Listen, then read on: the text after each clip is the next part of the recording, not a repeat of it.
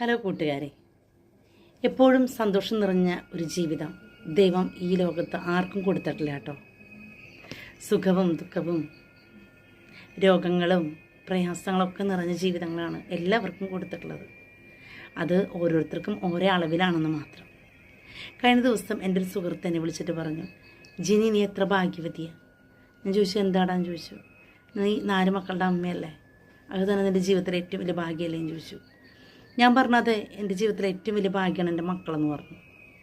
അവനെ സംബന്ധിച്ച് വിവാഹം കഴിഞ്ഞിട്ട് ഒരുപാട് വർഷമായി, പക്ഷേ മക്കളില്ല. അവൻ്റെ സങ്കടം കേട്ടപ്പോൾ, അവൻ്റെ കുറേ പ്രശ്നങ്ങൾ എൻ്റെ അടുത്ത് പറഞ്ഞു കഴിഞ്ഞപ്പോൾ അവൻ്റെ മനസ്സൊന്ന് സമാധാനമായി. പക്ഷേ എനിക്ക് ഒരുപാട് സങ്കടമായി.